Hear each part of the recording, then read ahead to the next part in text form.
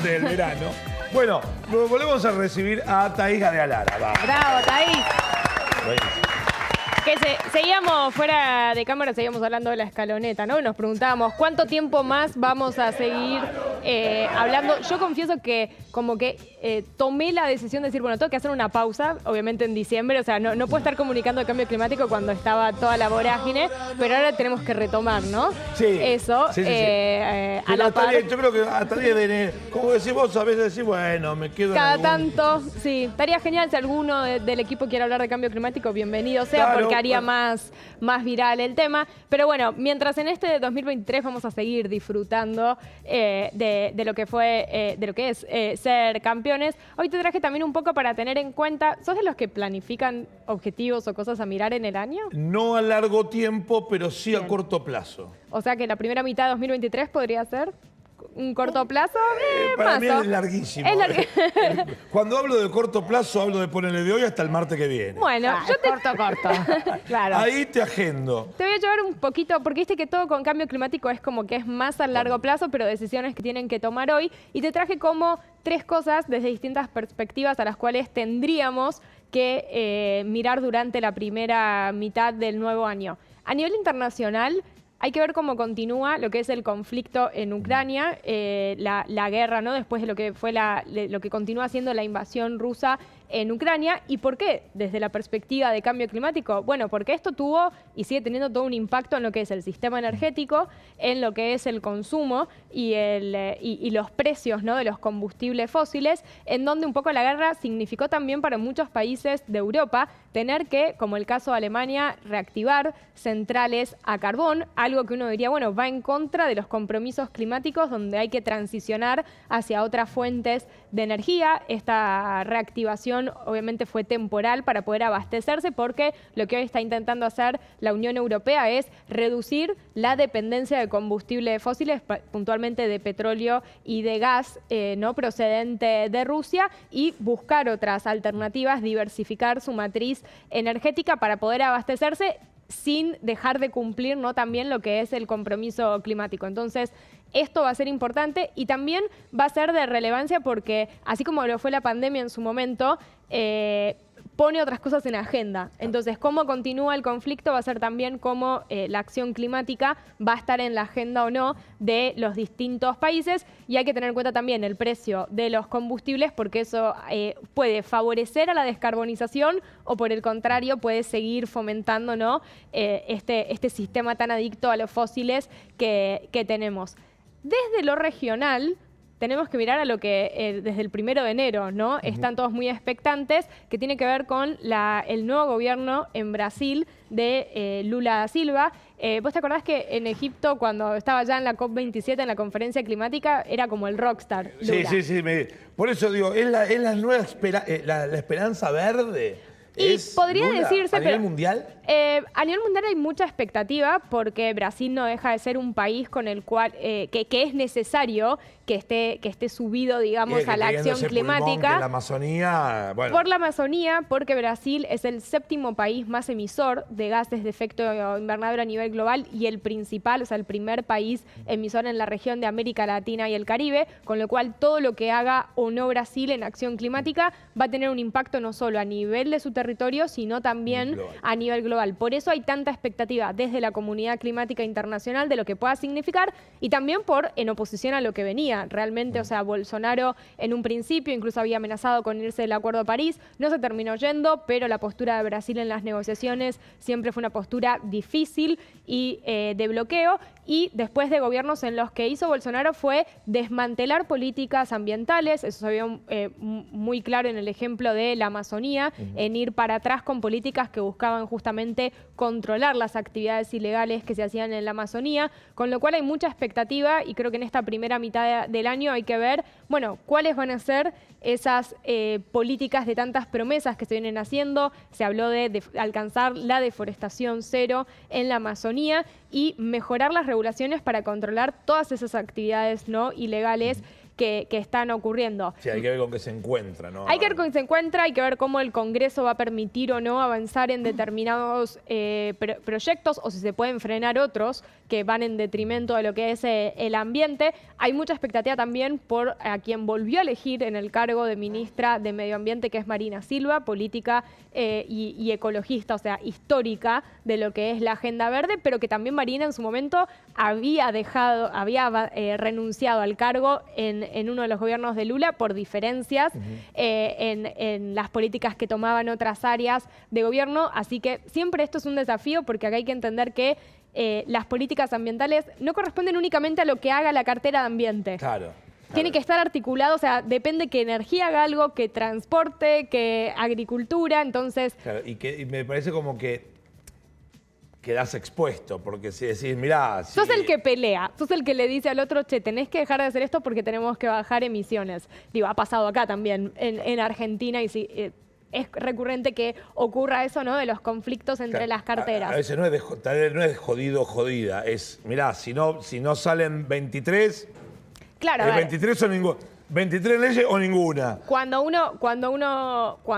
desde los gobiernos se comprometen a reducir las emisiones, esa reducción de emisiones solo va a ser posible si hay cambios en todas las áreas. Claro. Y en algunas áreas más, que generalmente son, dependiendo de los países, la de energía y la de usos del suelo, todo lo que es agricultura y ganadería. Entonces, acá siempre hay que ver, bueno, toda la expectativa que hay, cómo eso puede empezar a ponerse en práctica en un país que está totalmente, ¿no?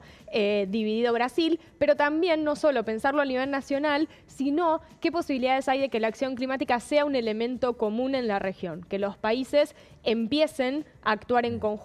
Petro, en la posibilidad que tuvimos en la COP, nos había hablado de esto de, bueno, el reclamo financiero que tienen los países de América Latina para que los países desarrollados los ayuden, por ejemplo, a través de lo que podría llegar a ser la herramienta de canje de deuda por acción climática. Ahí hay como un elemento en común que tienen los países latinoamericanos que no vienen trabajando en conjunto en acción climática y en donde la acción climática puede ser una oportunidad. Ahora, eso va a depender también el trabajo en conjunto de lo que pase acá. O sea, sí, también la cuestión de, supongo, en una mesa de negociación te digo, bueno, mirá, el 5% te canjeo, el 2%. Sí. O sea, dale, el 2% de la deuda, dale, buenísimo, sacamos la foto y listo, pero el 2%. Hay que ver, porque hay un problema y esto, o sea, es un tema que es reciente, que se empezó a poner sobre la mesa, que el Fondo Monetario Internacional y el Banco Mundial ya han dicho sí, bueno, es necesario pensar en nuevas herramientas para que permitan aliviar las deudas financieras de los países a la par que ellos puedan, ¿no?, cumplir con compromisos climáticos y no quedarse atrás en la acción climática.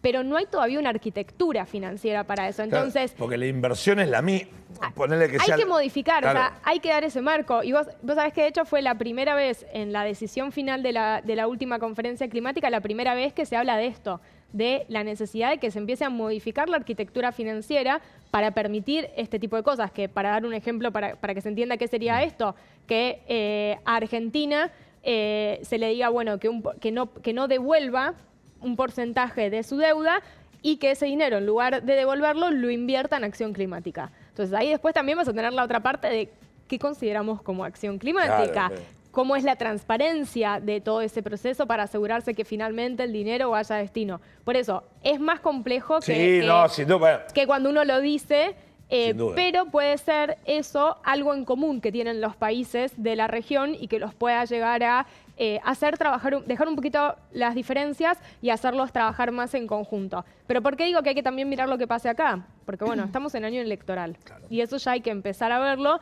Y hay que empezar a ver realmente, o yo por lo menos voy a insistir todo el año en eso, en cuáles son también las propuestas ambientales y climáticas que tengan y reales. Porque acá hubo muchos que en campañas anteriores hablaron de ley de humedales y todavía no tenemos ley de humedales. De hecho, bueno, ahora en la convocatoria que haya sesiones extraordinarias no aparece tratar el proyecto de ley de humedales, aparece lo de la Corte y aparecen medidas económicas, pero no todavía la ley de humedales. Entonces también hay que empezar, y y como se dice, hay que exigir a quienes sean candidatos de que digan cuáles van a ser sus propuestas. O sea, ok, se va a mantener con el compromiso del Acuerdo de París, qué va a hacer en materia de transición energética, en lo que es la agricultura. La gente después, bueno, serán seguramente en los debates, y si es que se arman debates, Sí. bueno, deberá haber 3 o 4 preguntas de ecología.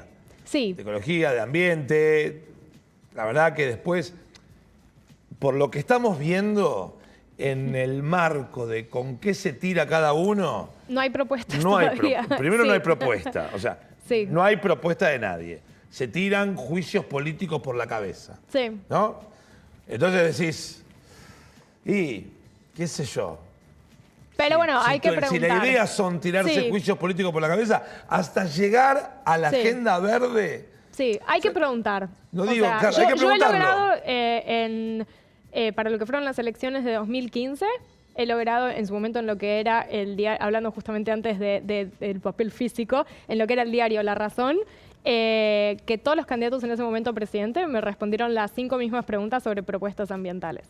Fue recontra difícil, pero también está ahí como el que hay que empezar a preguntar para que la gente también vote en función de eso, porque ahí hay una oportunidad y porque hay que tener en cuenta que viene siendo un diferencial. Vos fíjate, en Estados Unidos, el voto joven marcó la diferencia entre Trump y Biden por lo climático.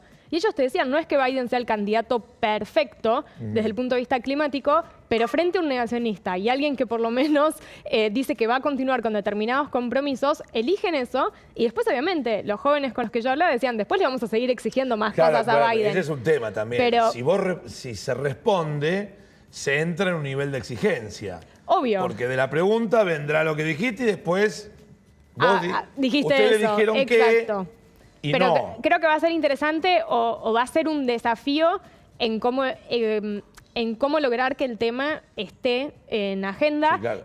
Para lo que fueron las últimas elecciones legislativas, hubo toda una campaña de referentes y organizaciones de la sociedad civil para que en los debates que se hagan en los medios de comunicación, al menos una pregunta sea sobre temas ambientales. Entonces también ahí está como, bueno, el rol desde la comunicación, porque es un tema que necesariamente tiene que estar, ¿no?, en agenda y con propuestas concretas, no greenwashing, vamos a decirlo así. Bueno, pero además, ¿Cómo como es la dijiste, palabra? Perdón. Greenwashing. Greenwashing. Sí, cuando... Ok. Me gusta, me gusta. Porque digo, además de eso, vos planteando la pregunta, porque si no decís, bueno, coachemos a nuestro candidato para Sí. la respuesta verde. Y es como decir, bueno, tenemos que meter una verde por cupo. Y si está metida la plata, porque si de golpe decís, no, che, logramos cambio de deuda por propuesta ecológica. Bueno, Sí. ¿cuál es la propuesta ecológica? Exacto, sí. Ahí hay Y que... pusimos 5 pinos en Valvanera. No. No, y yo a lo que voy esta vez, más allá de que es el tema en el cual uno se especializa, hay que ver cómo este tema fue importante en agenda en Brasil recién en las elecciones, en Colombia, también, como yo decía, en Estados Unidos, en Francia, en donde en la última de lo que significó la reelección de Macron, la otra candidata de extrema derecha hablaba de que en su propuesta literal, yo cuando lo escucho en televisión y digo, no puede ser que haya propuesto eso. Y literal, en su propuesta decía desmantelar parques eólicos. O sea, entonces era muy concreto, te está diciendo una acción y ahí uno dice, bueno, ok, Claro. ¿qué voy a...? O sea, que la gente tenga Claro, pero la también- información. Y que también tengan información de para qué sirve cada cosa. Sí, ¿Para qué se hacen estos paneles solares? Claro. sí. No se habla, ay, mirá, está la chica de ambiente del canal de la ciudad, tan divina ella, que habla tan bien. Ay, qué lindo. Bueno, dale, otra, hablemos de Ford.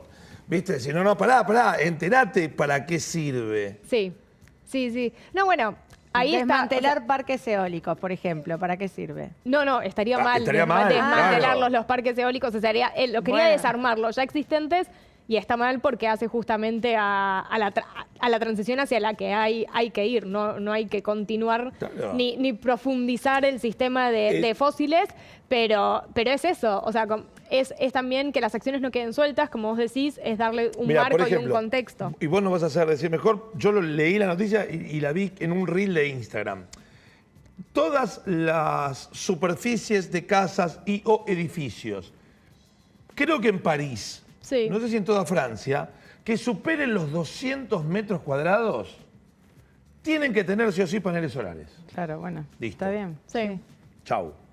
Fin. Ley. Lo tenés ya. ¿Para qué? Porque la energía por toda la superficie bla, bla, bla, bla, va a utilizarse para esto. Sí. ¿Va a dejar de existir energía, la de siempre? Todavía no. Pero tal vez utilicemos 20% menos de energía.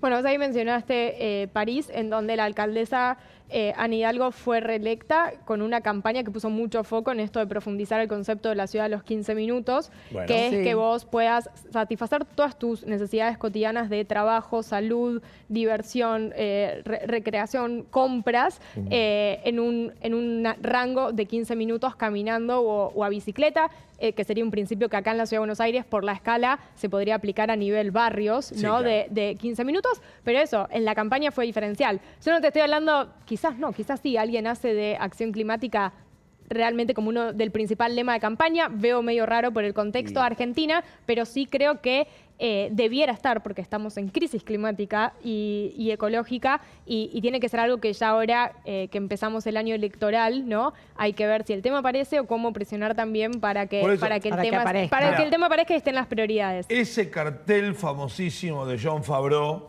en el 2005, 2007, cuando Clinton abrió la puerta del camarín y estaba pegado en el espejo, es la economía, estúpido. Sí. ¿Saben? Bueno, Bueno. esa historia iba a debate con Bush, padre. Sí. Y para Clinton había que atacar la política internacional y Jon Favreau, que era su asistente, decía, la economía. No. Es el cambio climático. Claro, es decir, el cambio climático. Por Sí. eso, pero como el cambio climático también es la economía. Sí, es todo. Sí.